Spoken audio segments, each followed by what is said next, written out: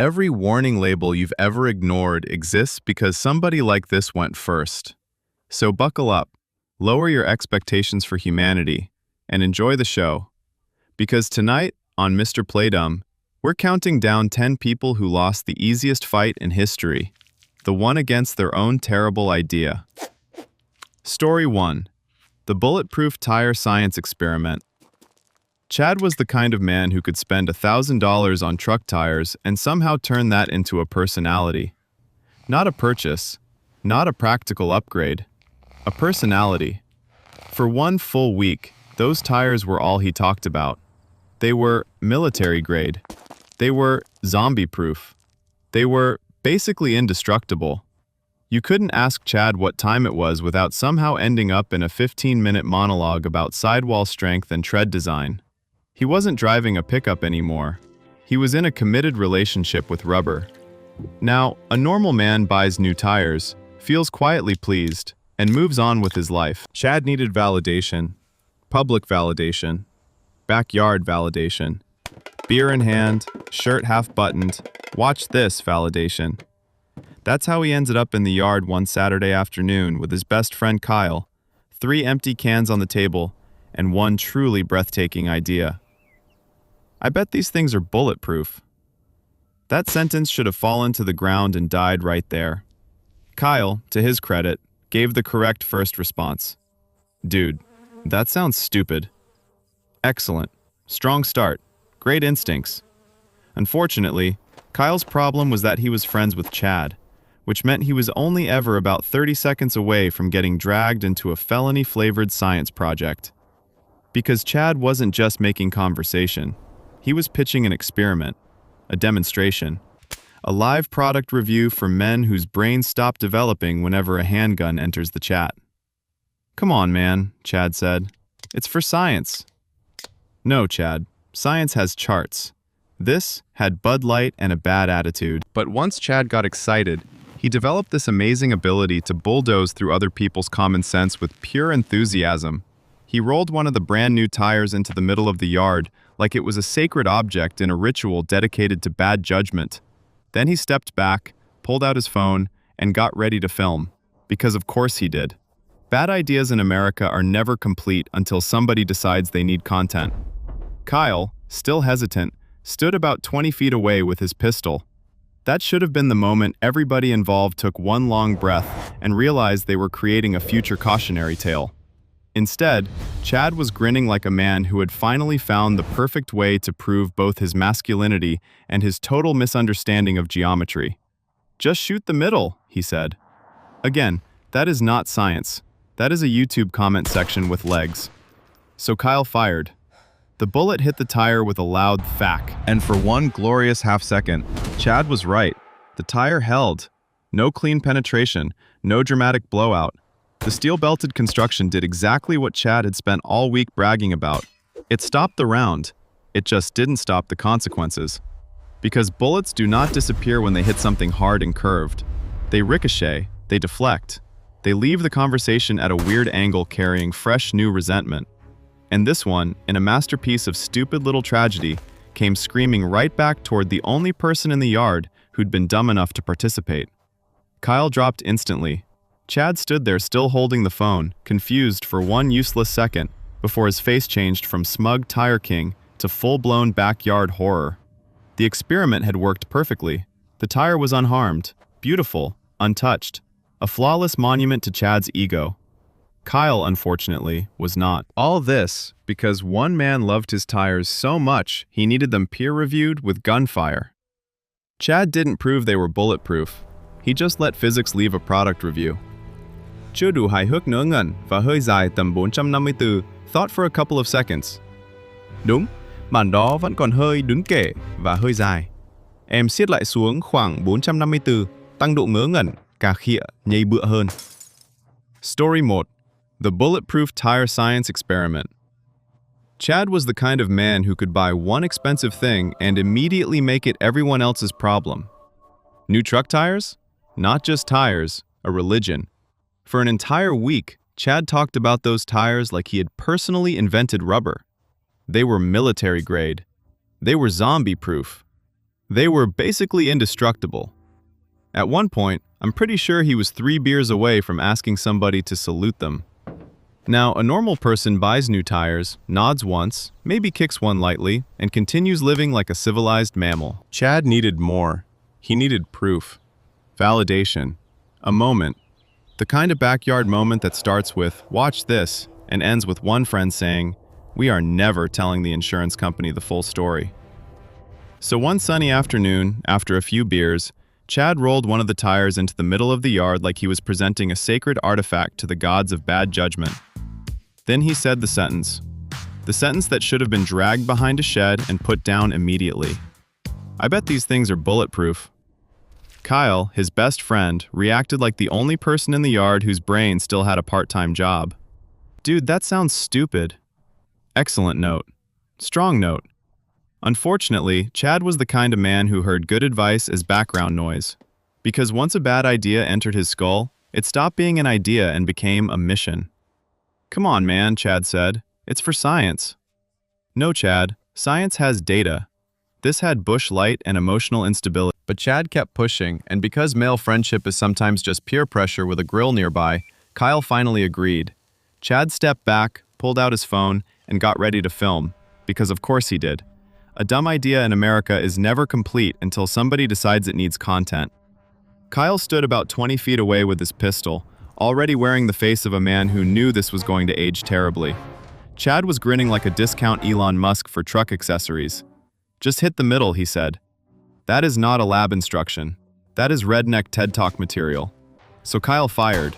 Thack. And for one beautiful, cursed little second, Chad looked vindicated. The tire held. No clean penetration, no dramatic blowout. The steel belt inside did exactly what Chad had been bragging about all week. It stopped the bullet. It just didn't stop the problem. Because bullets do not politely disappear when they hit something hard and curved. Sometimes they ricochet. Sometimes they leave the conversation at a new angle with fresh bad intentions. And this one came right back. Kyle dropped. Chad lowered the phone. And for the first time all week, he finally ran out of things to say about the tires. All this because one man loved his truck accessories so much he needed them field tested with live ammunition. Chad didn't prove the tires were bulletproof. He just let physics write the review. Story 2. The Balcony Hammock Architect. Trevor was the kind of man who looked at a relaxing vacation photo and thought, "I can absolutely recreate that with worse judgment and zero structural knowledge." Not book a resort, not buy a proper stand. No. Trevor wanted a hammock on his apartment balcony. Now, a hammock by itself is already a very revealing piece of furniture. It tells the world two things. One, you want peace, and two, you are wildly overestimating how gracefully a human body enters and exits fabric. But Trevor wasn't content with regular hammock energy. He wanted full tropical vibes. Sunset drink, shirt off, slight breeze, the whole I have hacked life starter pack. The only problem was that his balcony was not built for any of this nonsense. There were no proper anchor points, no support beams designed for swinging adult confidence, just a railing, a decorative column, and Trevor's deep belief that if two things look sturdy, they probably deserve a hammock tied between them. That is not engineering. That is optimism in gym shorts. His girlfriend asked the obvious question, "Are you sure that goes there?" Trevor gave that little laugh men give right before gravity starts filling out paperwork. "It's just a hammock." Right. And the Titanic was just a boat if you enjoy leaving out the important part. So he tied one end to the balcony railing and the other to a decorative support post that existed mostly for looks and emotional support. Then he leaned back to admire his work, like he'd just reinvented relaxation for the lower middle class. And honestly, from a distance, it probably looked great. Very peaceful. Very Instagram. Very, this man is one margarita away from becoming a lesson. Then came the test sit. That's where bad ideas always get real. Trevor didn't lower himself carefully, because careful men do not build hammock systems off decorative architecture. He gave it the full, confident flop. The kind of trust fall you only do when your brain has completely outsourced risk assessment to vibes. For one beautiful, stupid second, it worked. The hammock held. Trevor settled in. He smiled. You could practically hear the inner monologue already. "See? Everybody acts like I'm crazy, but I know what I'm doing. No, Trevor. You were sitting in a fabric taco tied to two lies. Because the problem with fake support is that it usually performs just long enough to ruin your attitude. The railing flexed, the post shifted, and then that little decorative column, which had never once in its life agreed to become part of a grown man's Caribbean fantasy, gave up on the relationship entirely. All this because Trevor wanted balcony vibes without spending balcony money. He didn't build a hammock setup. He just tied his afternoon to a couple of architectural suggestions and expected the building to co-sign his laziness. Story 3. The Fence Gap Shortcut Disaster. Anna was the kind of person who looked at a 5-minute walk and treated it like a war crime. Not a mild inconvenience, not slightly annoying, a personal attack on her schedule. She was late, stressed, and moving with the exact energy of someone who had already decided the universe owed her a shortcut. And that is always a dangerous mood, because once a grown adult starts feeling morally entitled to save 4 minutes, geometry becomes optional. The problem was simple. A long iron fence ran along the block, and the actual gate was all the way down at the end. A normal person sees that and sighs, maybe mutters something about city planning. Then they walk to the gate like a member of society. Anna did not want society. Anna wanted efficiency. So she stopped, stared at the fence, and started scanning the bars the way prison movie characters scan for weaknesses. And then she found it. One slightly wider gap between two vertical iron rods. Not a doorway, not even a real opening. Just a gap big enough to tempt someone with poor judgment and an inflated belief in their own flexibility. And right there, the dumb idea bloomed. Because Anna had a theory, a truly breathtaking little theory. She figured that if she could get her head through the gap, the rest of her body would probably follow. Now, that sounds stupid because it is stupid. Your head is not the widest part of your body. Your shoulders exist. Human anatomy has been very consistent on this point for quite some time. But Anna was in that dangerous, late-for-something mindset where basic skeletal facts start feeling negotiable. So she turned sideways and pushed her head through. And it worked. That's the evil thing about bad ideas. They cooperate just long enough to ruin your confidence. Her head popped through the bars, and for one shining second she probably felt like a genius. You can almost hear the internal speech. See? Everybody else is a sheep. I solved the system. No, Anna, you solved the first inch of the system. Then she tried to push her shoulders through. Nothing. Not close. Not almost. Absolutely not. And this is the part I love, because once a bad shortcut fails, the human body immediately turns into a courtroom. She twisted, she shoved, she tried one shoulder, then the other, like her skeleton was suddenly going to apologize and become liquid. It did not. So she tried to go backward, and that's when the whole situation upgraded from embarrassing to nightmare with witnesses, because her head had gone through one way just enough for the bars to now hold it in the least cooperative direction possible. All this because she didn't want to walk to the gate. Anna didn't outsmart the fence. She just challenged basic anatomy to a duel and lost in public. Story 4. The Leaf Blower Raft. Captain Corey was the kind of man who saw two objects that clearly did not belong together and immediately thought, innovation. Leaf blower? For leaves. Inflatable raft? For floating. Leaf blower attached to inflatable raft? Apparently the Navy's biggest missed opportunity. It was summer, which means the national IQ had already dropped about 12 points from heat, cheap beer, and overconfidence. Corey and his friends were hanging out by a lake, doing what men do when left unsupervised near water, turning boredom into engineering crimes. Now, a normal person brings a paddle, maybe a trolling motor if they have money and one functioning adult in the group. Corey had neither. What Corey had was a battery-powered leaf blower, zip ties, and the deep spiritual belief that anything with moving air could become transportation if you believed in yourself hard enough. That is not mechanics. That is just confidence in a tank top. The idea came to him like all terrible ideas do, casually and with way too much applause. "Bro," one of his friends said, "what if that thing could push the raft?" That should have remained a sentence. A dumb, harmless sentence. Something that floats out over the water and dies with dignity. But Corey heard it and got that look. That dangerous little sparkle men get when stupidity stops being theoretical and starts applying for funding. So he got to work. He strapped the leaf blower to the back of the inflatable raft using a beach towel, 2 bungee cords, and the kind of knotwork usually associated with kidnapped lawn furniture. Then he stood back and admired it like he had just reinvented boating for divorced dads. His girlfriend, to her credit, asked the only adult question within 100 yards. "Why don't you just use a paddle?" Corey laughed. That awful little baby trust me laugh that has launched more disasters than weather and vodka combined. "Because this is faster." "Sure, Corey. So is falling down the stairs." Then came the test run. He dragged the raft to the edge of the lake, climbed in, and grabbed the blower handle like a man about to either change history or deeply embarrass his bloodline. His friends were filming, because male friendship at this level is no longer support, it is documentary evidence. He hit the trigger, and for one glorious, stupid second, it actually worked. The raft moved. Not elegantly, not safely, but it moved. And that was the problem. Because once a bad idea works a little, Corey types immediately assume they've become geniuses. He squeezed harder, leaned back, and started drifting farther from shore with the exact grin of a man who had mistaken not dead yet for nailed it. Then the blower shifted, the raft turned, and suddenly Corey wasn't piloting a homemade boat engine anymore. He was sitting in a floating trash bag while yard equipment tried to spin him into a new religion. All this because he didn't want to use a paddle. Corey didn't invent a motorboat, he just gave a leaf blower a lake and hoped physics would be chill about it.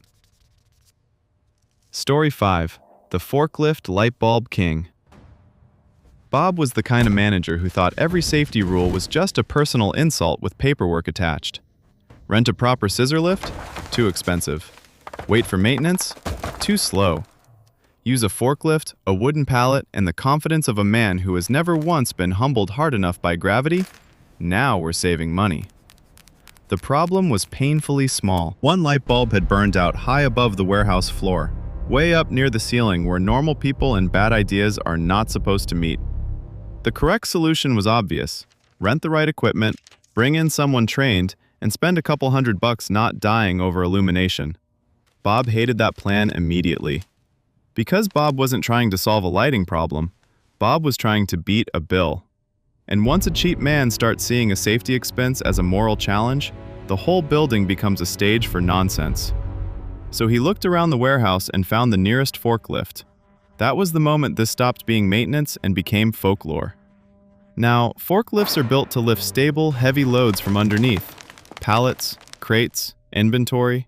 They are not elevators for middle-aged men who think budgeting and engineering are the same skill.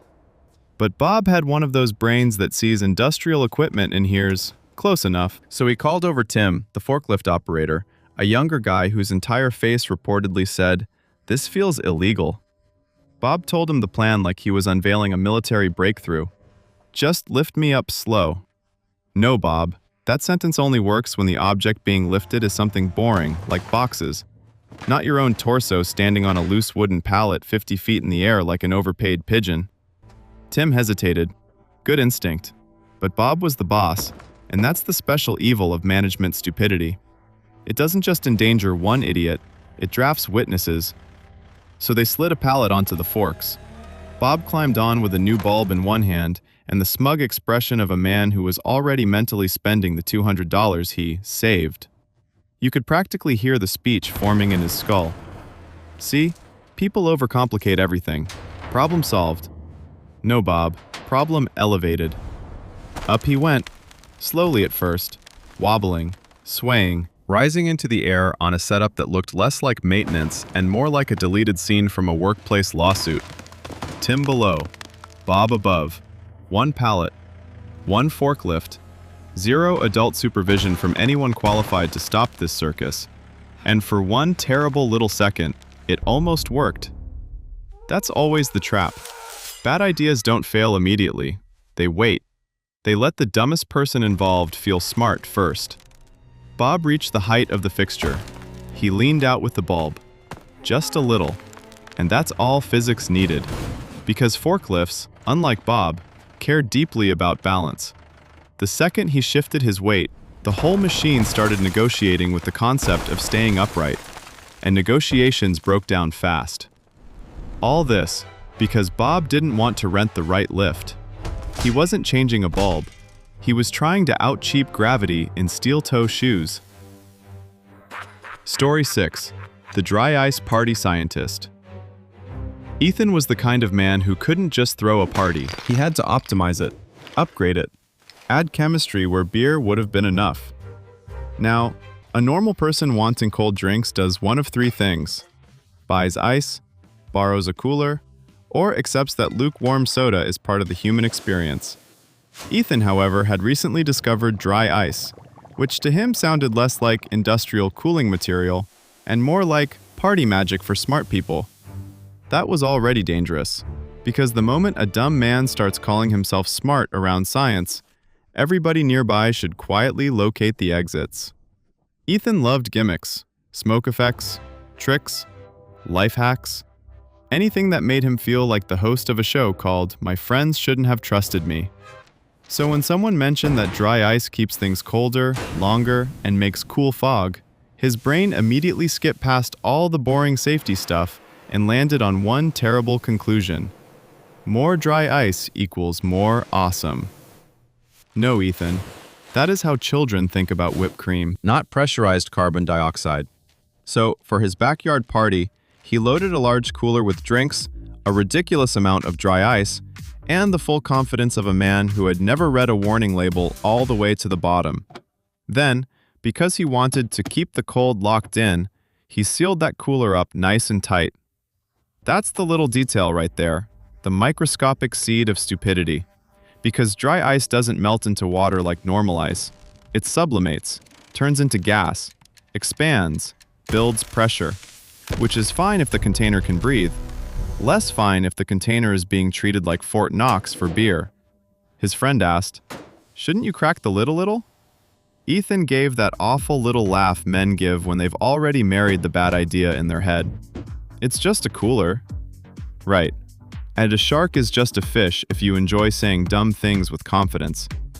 So there it sat in the yard, sun going down, music playing, guests arriving, Ethan feeling incredible because the cooler was doing exactly what he wanted, looking mysterious.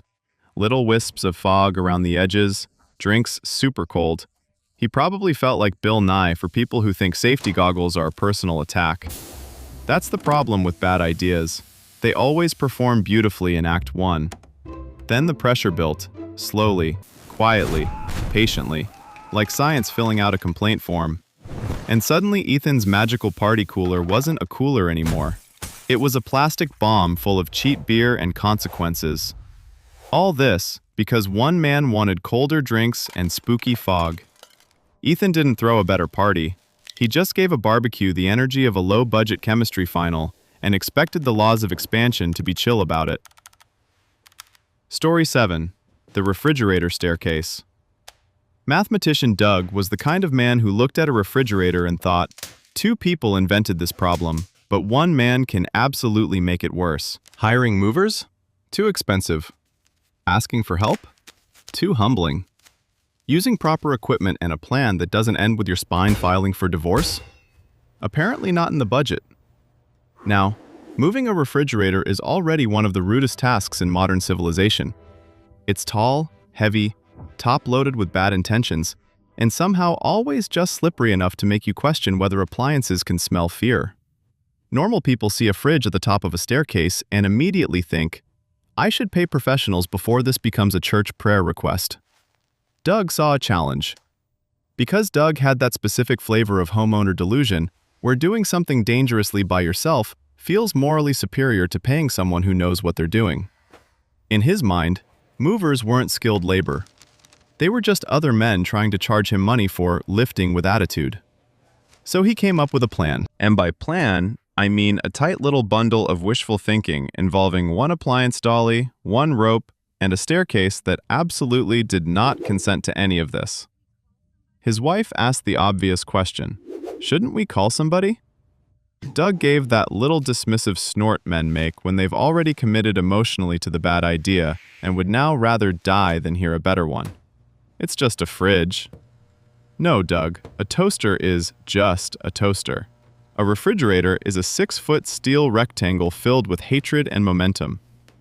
So he strapped the fridge to the dolly and tied a rope around it for control, which is hilarious because men love using that word right before they lose all of it. He positioned himself below the fridge on the stairs, already a terrible sentence, figuring he'd guide it down step by step while taking the weight.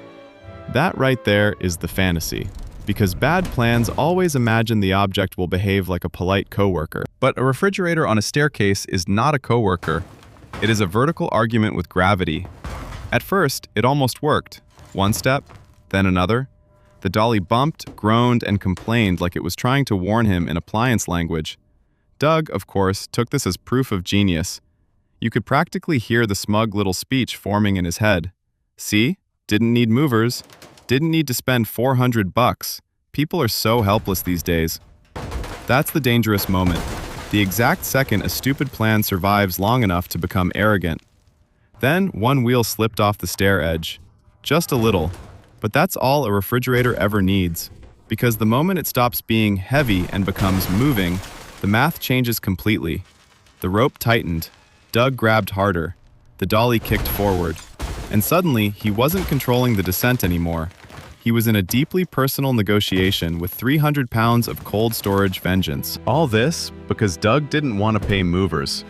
He didn't save money. He just turned a household appliance into a home invasion with shelves. Story 8. The Cheese-Rolling Grease Genius. Nigel was the kind of man who could look at a sporting event and immediately ask the most dangerous possible question. How do I cheat with physics? Not train harder, not practice, not, maybe I'll just enjoy the weird local tradition. No, Nigel wanted an edge. And, unfortunately, the sport in question was one of those beautiful old European traditions that already sounds fake even before Nigel got involved. A bunch of grown adults chasing a wheel of cheese down a hill steep enough to make your ankles file formal complaints. Now, most people approach a downhill cheese race with the correct amount of fear, which is, why is this legal? Nigel approached it like a startup founder with a concussion. He wasn't there to compete. He was there to revolutionize, disrupt, change the game forever with one appalling little thought. Friction is the enemy. That's how he ended up in his room the night before the race, lovingly coating the soles of his running shoes with industrial axle grease, like a man marinating his own future. In Nigel's mind, this was genius. Everybody else would be stumbling, slipping, clawing their way down the hill like regular idiots. He, however, would glide. He would become a human missile with ambition, a dairy-powered athlete of destiny. That is not strategy. That is a lawsuit in sneakers. Race day arrives, hill packed, crowd roaring, cheese ready. Nigel standing there at the top with the smug little expression men get when they think they've secretly outsmarted both the competition and reality. Then the cheese rolls, and Nigel takes off. And here's the evil part. For one glorious second, his terrible idea actually worked. He flew. Not metaphorically, practically. While everyone else was slipping around like frightened laundry, Nigel shot down the hill at a speed that made the crowd go from cheering to making the exact face people make when they realize this is no longer a sport and has become a cautionary physics demonstration. He was passing everyone, destroying the field, probably already giving an imaginary interview in his head. People laughed at the grease he was probably thinking, but vision always gets mocked at first. No, Nigel, that's not vision, that's lubricant.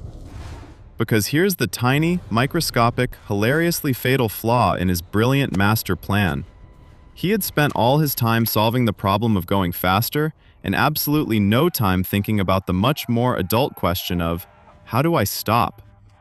And the answer, as it turns out, was, he didn't. He blasted over the finish line like a haunted grocery cart, still fully committed to forward motion, still wearing the grin of a man who had not yet been informed that victory was about to become secondary. Grass disappeared beneath him, the crowd scattered, and directly ahead sat a very old, very solid stone wall with the emotional warmth of unpaid taxes. All this because Nigel wanted to win a wheel of cheese by becoming less compatible with the ground. He didn't just chase dairy. He turned himself into the world's dumbest sled and discovered, a little too late, that speed is only fun when you also budget for stopping. Story 9. The Bedsheet Escape Artist. Marco was the kind of man who saw a locked door and immediately started auditioning for a prison movie no one had asked for. Call the front desk? Too easy. Wait 10 minutes for help? Too humiliating. Tie hotel bedsheets together and rappel off a balcony like a divorced action hero with no upper body plan. Now we're solving problems. It was late, Marco was annoyed, and he had managed to lock himself out of his hotel room in the most preventable way possible, stepping out for just a second and letting the door close behind him.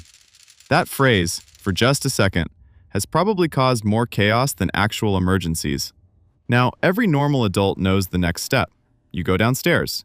You explain the situation. Somebody with a master key fixes the problem while silently judging your life. Minor embarrassment, sure, but survivable. Marco, however, had a deep and irrational hatred of being inconvenienced in public. He would rather risk becoming a balcony-based cautionary tale than stand at a lobby desk saying, "Hi, I'm the idiot from room 412. So he made a plan.